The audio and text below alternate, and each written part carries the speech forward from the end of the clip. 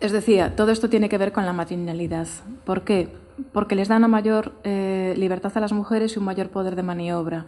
Es decir, no se trata que el matrilineaje ascriba y, por lo tanto, defina cuál es el orden de la descendencia, sino que los roles y expectativas, las decisiones y las responsabilidades que se esperan de las mujeres son muy superiores.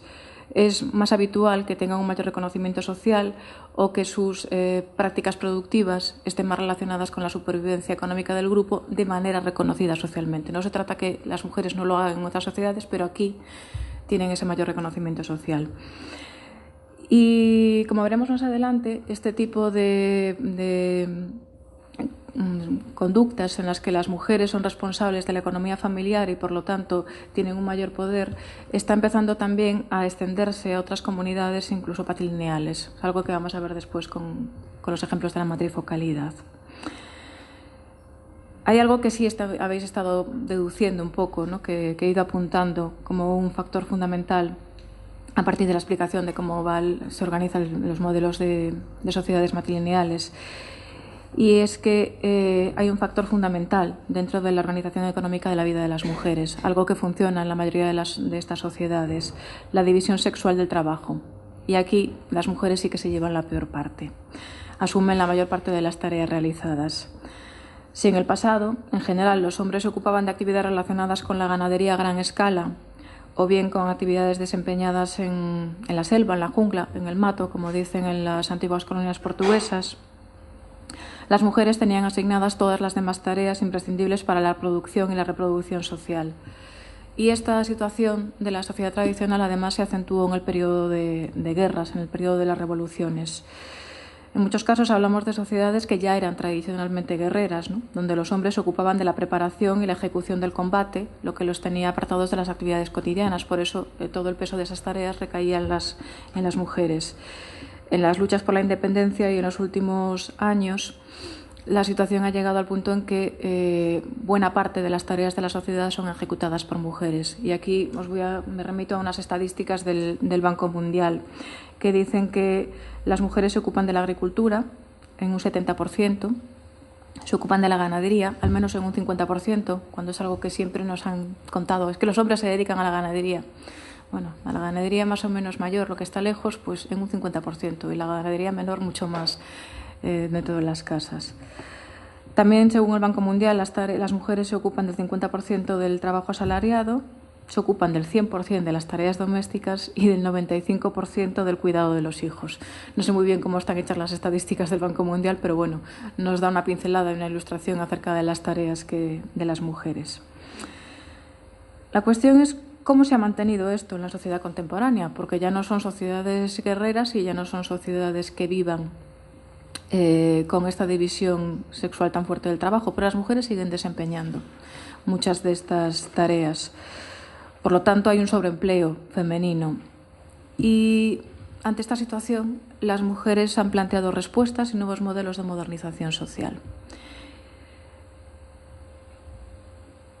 Nos decía que, sobre todo las transformaciones acaecidas en los últimos 50 años, derivadas de los procesos de descolonización y sobre todo de la creación de los nuevos estados, que en muchos casos ha sido violenta, ya digo, ha forzado la constitución de modelos de organización familiar diferentes, modelos de supervivencia distintos, que desde el punto de vista que lo estamos analizando, no solamente garantizan una mayor autonomía, sino también una mayor protección a las mujeres.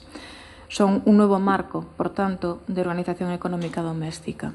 Y cuando hablo de todo esto me estoy refiriendo a los procesos crecientes de matrifocalidad que estamos encontrando en muchas de las grandes ciudades del África subsahariana urbana y que también paralelamente vamos a encontrar en algunos de los ámbitos campesinos. La matrifocalidad surge, por tanto, como respuesta de las mujeres a una difícil situación. Mujeres, ¿en qué consiste? Mujeres que viven solas, o bien 2 o 3 que viven juntas, hermanas, madres e hijas, compañeras, que son las cabezas de familia. Viven con sus hijos y los hombres son algo que es esporádico. Se favorecen comportamientos poliándricos.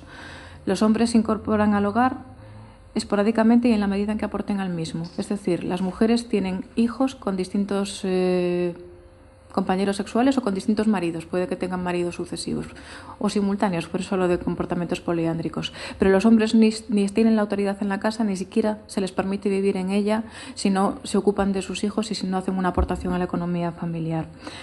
No toman decisiones y además no van a ser los responsables de la educación de sus hijos más que en la medida en que las madres se lo vayan a permitir.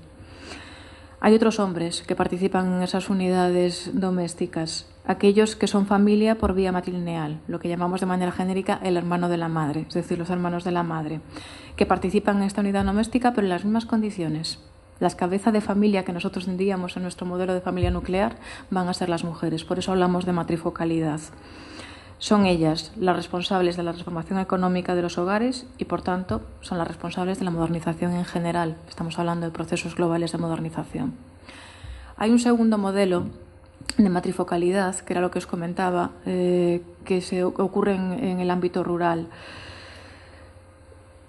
Consiste en la constitución de hogares rurales que están alimentados en buena medida por ingresos procedentes del ámbito urbano. Es decir, se van a fortalecer, en este caso, las redes entre el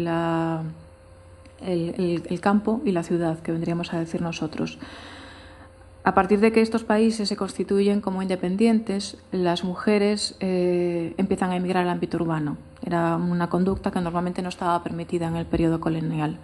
No se trata de que no estuviese prohibido legalmente, sino que no era un hábito socialmente admitido. Y estas mujeres no crían con ellas en general, bueno, en estos casos de matrifocalidad, a los hijos en la ciudad, sino que los envían con sus madres a las aldeas, al tiempo que les proporcionan recursos para el sostenimiento del hogar.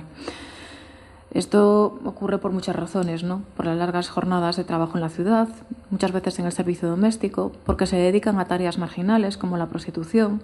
Es decir, todas estas circunstancias hacen preferible la educación de los hijos con sus abuelas. De esta manera se está generando un nuevo tipo de hogar matrifocal donde los hombres nuevamente no tienen capacidad de decisión, son marginales en este tipo de hogares. Y estamos hablando todo el rato acerca de mujeres con sus hijos. ¿Qué quiere decir todo esto? Nos lleva a una cuestión fundamental también cuando estamos hablando de mujeres africanas. Nos lleva a la consideración de la maternidad, que tampoco puede ser analizada según nuestros parámetros occidentales. Autoras como Nancy Shepherd-Hughes, que llevó a cabo trabajo de campo en Brasil, o muchas otras investigadoras, sobre todo del feminismo negro norteamericano, que han hecho investigaciones en el gueto, hablan de algo que hemos denominado la economía moral de la maternidad. ¿En qué consiste este concepto? Que las mujeres tienen muchos hijos como una respuesta económica racional a las dificultades sociales. Los hijos se convierten en el principal recurso y apoyo de las mujeres, por lo que criar muchos hijos es una garantía, una estrategia de fortalecimiento económico.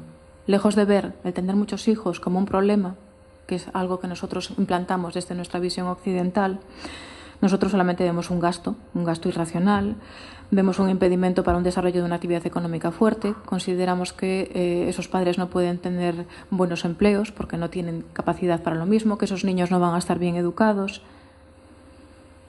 En este caso, la maternidad no solamente responde a una necesidad personal de definición de identidad. En muchas de estas comunidades, la mujer que no es madre no es mujer, no deja de ser una niña todavía, sino que la maternidad es un recurso económico de primer orden y además es un elemento fundamental para la generación del estatus social, porque los hijos se van a ocupar de las madres también, los hijos y las hijas, en ese sentido genérico, y por tanto es imprescindible el tener muchos hijos también para poder tener una buena posición social. Como os decía, es un caso que también se ha estudiado pues, en los guetos norteamericanos.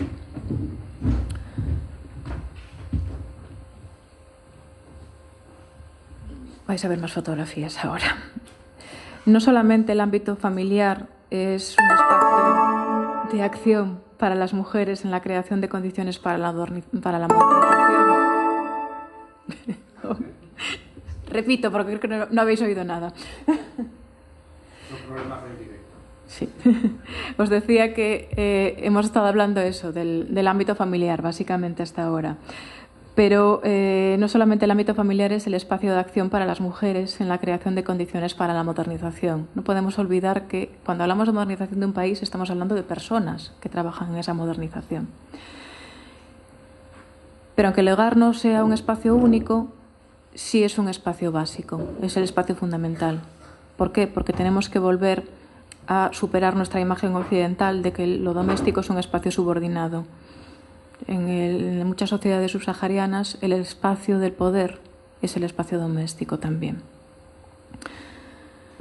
Y hay más ejemplos de estrategias de modernización que nos pueden resultar muy chocantes,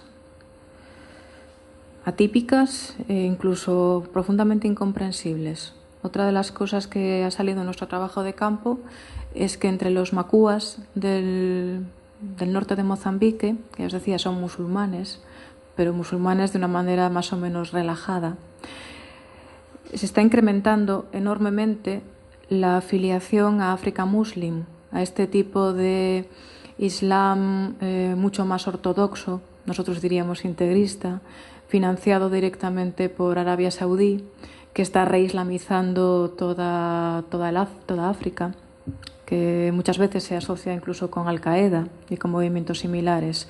Estamos hablando de eso, de un Islam ortodoxo que frente a todas estas mujeres que habéis estado viendo, que van en sujetador, o incluso con el pecho al aire, o que no tienen ningún tipo de imagen con las que asociamos habitualmente a las mujeres musulmanas, las mujeres de África Muslim sí que van cubiertas completamente, con velo y pañuelo. ¿Y qué es lo sorprendente de lo que os decía? Que no son los hombres solamente los que se afilian a África Muslim y los que obligan a sus esposas o a sus hijas a afiliarse a África Muslim. No, son las propias mujeres las que, como una estrategia de avance y de modernización, se afilian a África Muslim. ¿Por qué? Porque en un entorno de anomia social, en el que los valores de la sociedad tradicional están en decadencia, en el que las mujeres, os decía, que están en una situación muy difícil de desprotección social, necesitan un ámbito que les dé seguridad. Y eso es lo que les proporciona una red de seguridad. Una red que frente a hombres que son polígamos pero no respetan a ninguna de sus esposas, que no entregan el dinero en casa o que se emborrachan, imágenes arquetípicas y que habría que deconstruir mucho más, pero bueno, no dejan de ser también ciertas, aunque sea como estereotipos. Nos encontramos con que en África Muslim un hombre para tomar una segunda esposa necesita pedir permiso a la mezquita, necesita pedir permiso a la comunidad y además debe demostrar que es perfectamente capaz de hacerse cargo de las dos, es decir, que va a tener unidades familiares